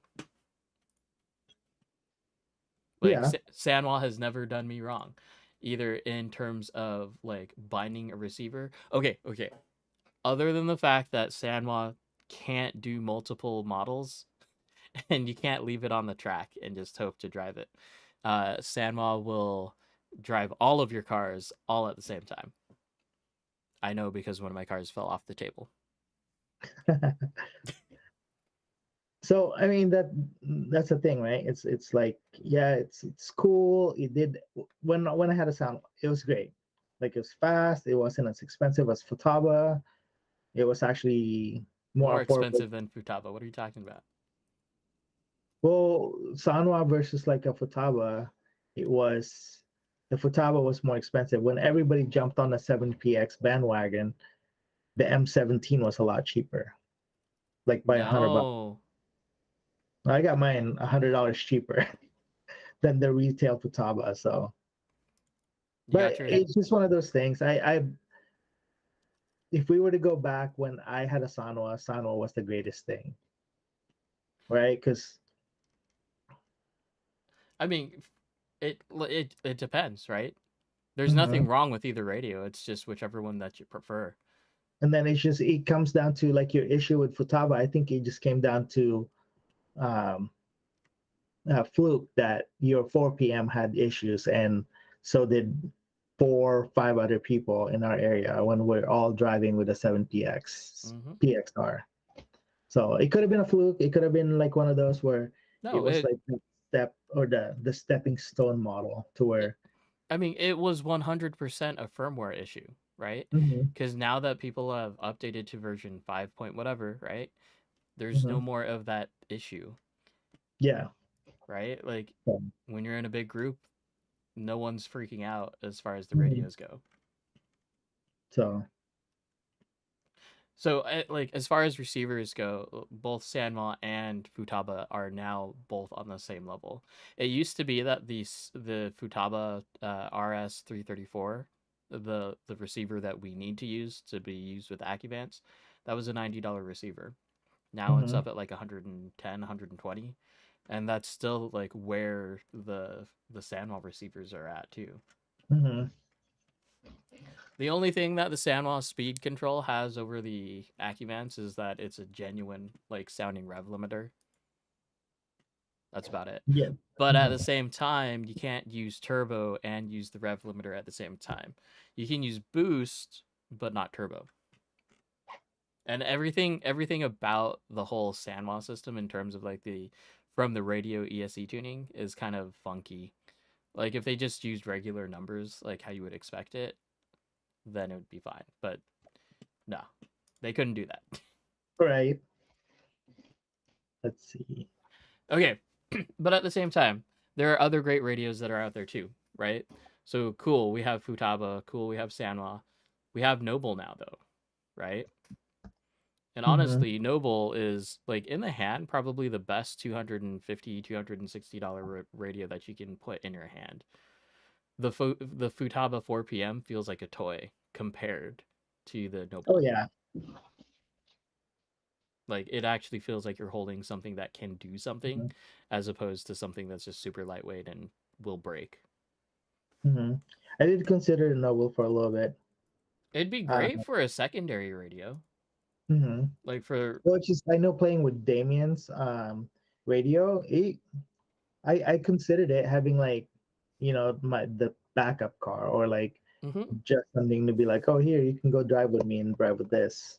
It would also be the radio that like if you were talking to a person at the Import Expo that's coming up in a few weeks, or Portland Roadshow, or just like any event or any situation where you have people that are coming up to you that are interested in drifting, but they're too afraid to touch the radio or to like drive your car because they have an idea of how much money's into it, right?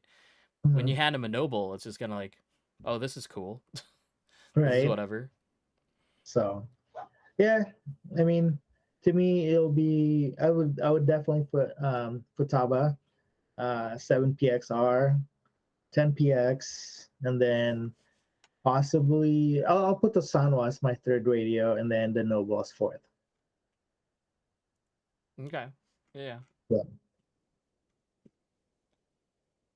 Oh, I Okay. do want to add pro tip to all the new drifters. Electronics is a must as far as like if you're gonna get it, buy it once, cry once, and enjoy it. Because I've been getting a lot of local track wise, I've been getting a lot of people, oh yeah, I just threw in my whatever I had. My car's not driving right. It's the motors that you got for your racers or bashers will not work for a drift car. Unless you're JD and you made a Mamba Castle Creation work until you got um, your Acuvance set up. I don't agree. I've seen some cars that the owner swears it should run right and it doesn't because one, too much torque on the motor. So when you let off, it acts like a It, drive brake.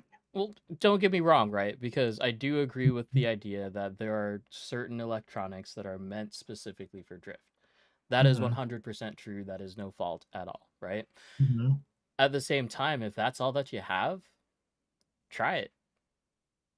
Well, yeah, we're there. That's why we're saying, hey, drifters, new drifters, if you're gonna spend money on electronics and you think you are gonna be invested because you want to do this is a hobby for you that you want to do, you might as well buy it one time and get a decent electronics that will make you happy for a while instead of like, oh, I bought this one, it's $100, but it doesn't run right. It's not fast enough. It's not doing what you need to. I would say some of us can drive on whatever electronics. Right? Like I said, JD did it.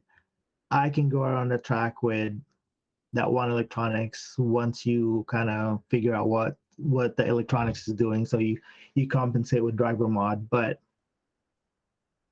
then if you're learning, I feel like people are getting hindered by like instead of learning quickly, they're giving themselves a handicap or they're not learning quick enough because they don't have the right equipment. I mean, yeah. hmm I That, mean, that's all I'm saying. I'm not saying you have to spend $800 on a radio. Well, what is it? $450 on a Moto ESC setup. $120 on a gyro. I'm not saying that. I'm just saying if you get the specific electronics for drifting and it's set up for drifting, it should help you learn faster. yes and no. I mean, Like it's a hard topic to debate, right? Because there's both sides. If you have it, then use it. Um, the funny thing is that as far like if we were to go the other way, right? If we were to take a racer and that they're moving over to drift, right? mhm, Then they have all of the race spec ESC and the motors and whatnot. mhm, Now, 100% that any race motor that's out there today, because they're so fast and so torquey, are not a good match for us, right? mhm, I would say, and just like I've actually done with my RMX, go find a burnt up 17.5 motor and put that in there and see how you like it. As far as the ESC goes, yeah, you can use a much more ESC and still tune it to be decent, right? And still like drift okay. But that's the power plant. Like as far as the servo goes, servo and gyro, I'll never not recommend like a V4 or a Revox to that person that's starting out, because those things are going to be like the dictating fact of, are you going to be able to like drift without the wheel wobble, um, or just be able to successfully get around the track. You can have a fast servo, you're just going to have a lot of wheel wobble. And it looks funny and you might burn out a servo. or you'll hate it because everyone else is drifting smoother and you're not because the front end is wobbling. Right.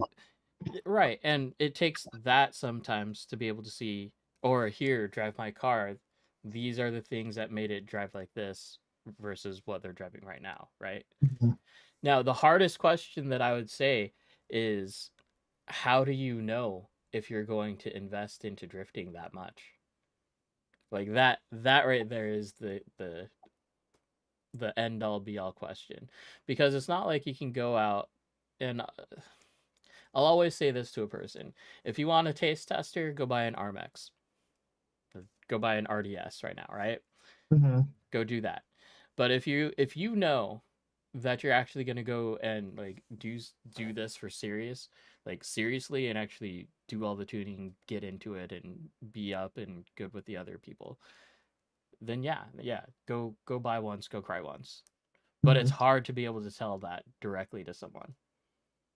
mhm. I did on Friday. But so I just want to address what Chris is saying. Andy's not human. Andy DeBrino is a machine, and anything he touches, he's just automatically good at. So that's what I'll say to that. Uh, I mean, if it works, it works, right? Yeah. There's no combination, there's no limit to the combinations that you can use, right? We were Mhm. talking in our other chat about running OMG motors and OMG like ESCs. I don't think I'll ever get to that point. It's just preference. At this point that we know what works for us, I think we tend to stick to it. Uh, and yeah, the answer is what's the best? It's the best one is what works for you. Because I had a hobby wing. I liked it. I actually loved it on the Mini. Um, but I wanted to try something different and I wanted to upgrade to what was working for me originally.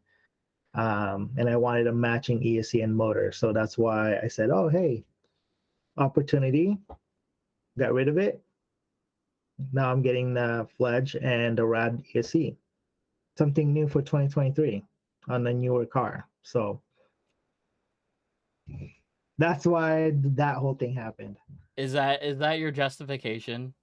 Just something new for 2023? That and I've always wanted a matching motor ESC, and it's been 2 years, and I'm still on the black and purple No, setup. the reason why I say that is because you can do a lot with that justification. Yeah, You can do a content, lot with that justification. content. No, all joking aside, but yeah, So New so Johns. one comment about the whole Andy DeBrino thing. He's a great driver, Mm-hmm. but No doubt. like I think he's also taking the approach that I wanted to take, like when I got back into drifting as well, right? Because I put in a much more Fleta ESC and a much more Spectre motor, and uh, I don't remember what servo and gyro I had. I think it was a I V4 think we're gyro still at on the least. V4, yeah. But it was like, yeah, I it was working, but that was about it. So like, and that's what it comes down to. Like, if you want to be in the mix, then there are people that know what they're talking about that you can get a lot of good information from. You can choose to take it, you can choose not to take it. That's about it. If you think that you're fast, go ahead and believe it. Like, make it work, make it do the things that you need it to do. That's it. I agree. So I feel like we're the radio show that's like doctor talk, like late at night. It's like, my mom just did this to me. Now she's trying to kick me out of the house. What should I do? Right, next caller, please. Yep. It's like, sir, we don't deal with that crap on this radio show. You need to move on and grow up. Be a big boy. Go buy a 7PX. Oh. Wait, 7PXR. I mean, whatever, right? Dr. Okay. Zoo. So we are through our topics, you guys. And no one actually asked any questions about gyros or Futaba Acuvance relationship stuff. So I guess, I mean, we'll leave it there. Yeah. Yep. So I guess news and updates, or just event updates. We are having a drift competition on the 12th. I need to make the flyer for that. I tried multiple times throughout the week, but then was just like, I'll do it later. And now it's next week. So yeah. Right. Expect a flyer to come out. Cool. Looking forward to that.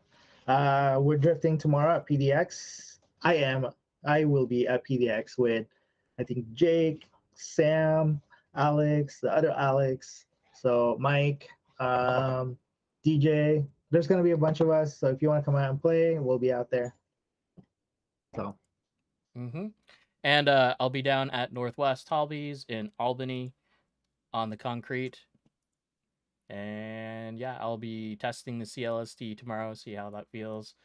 For those that have CLSDs, did one side of your, and this goes for you too, John, is one side of your CLSD like more chunky than the other?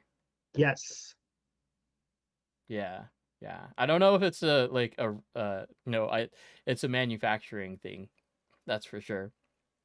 All of my other ones feel fine, but this one that I did today, it like one side feels chunky, the other one feels like buttery smooth, and I think it has to do with the outdrive.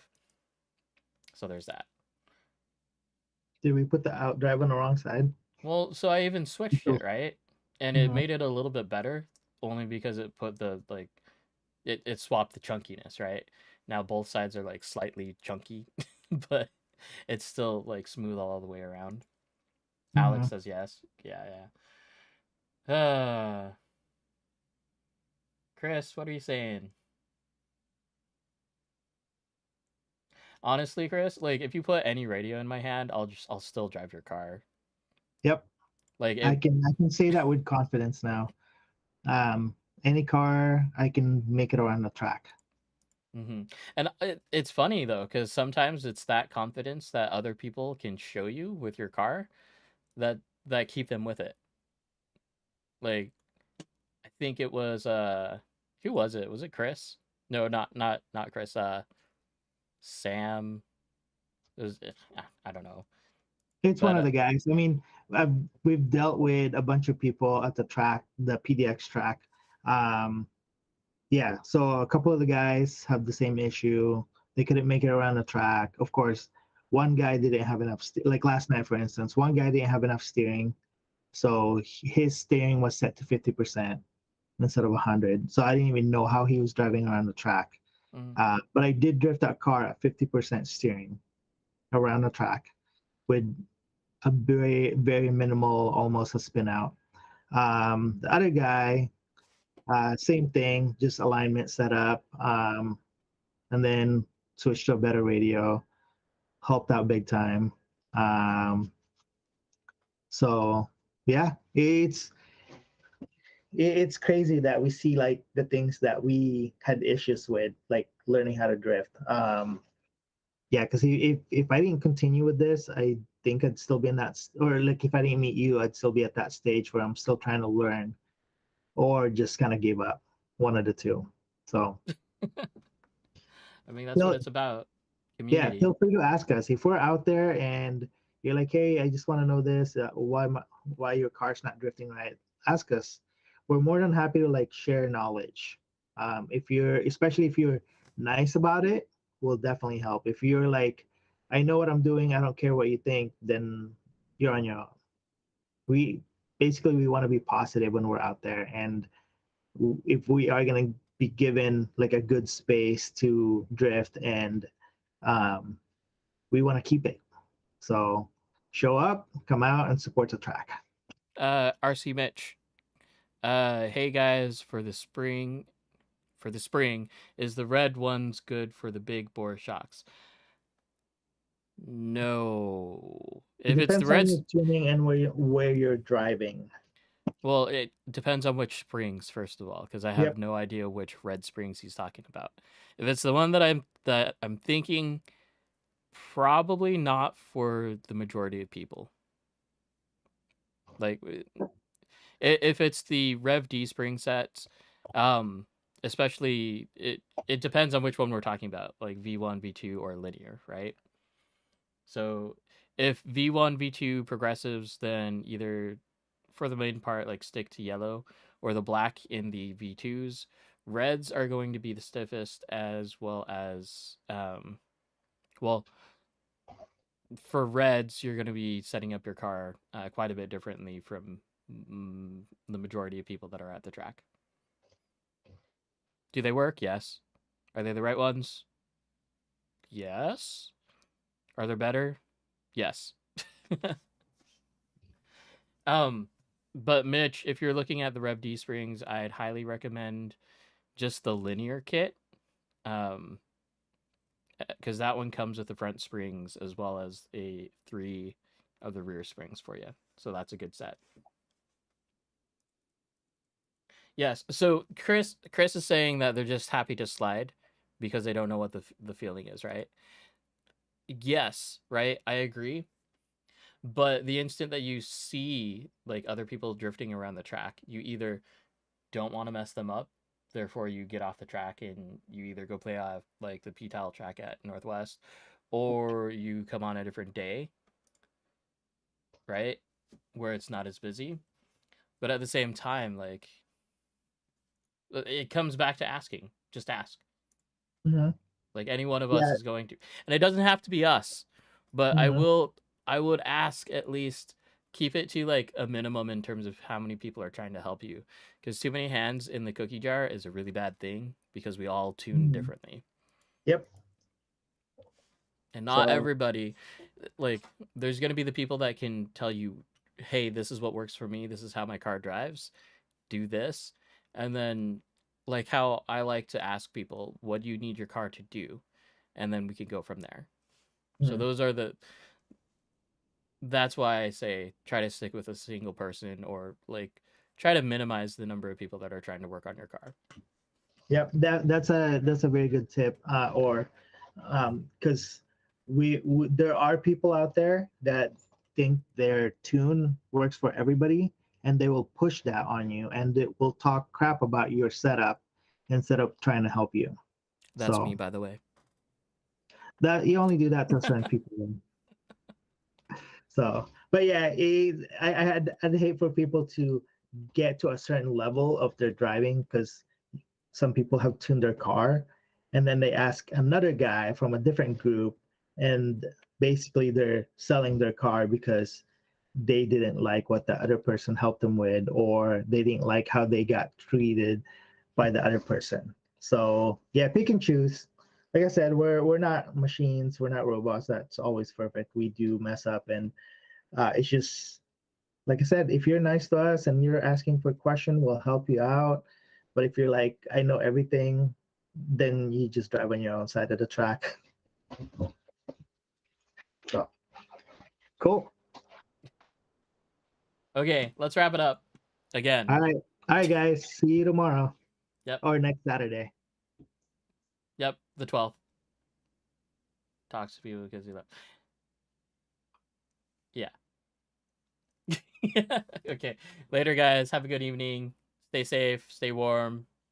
Drive safe because Oregon has a lot of stupid drivers. Peace out.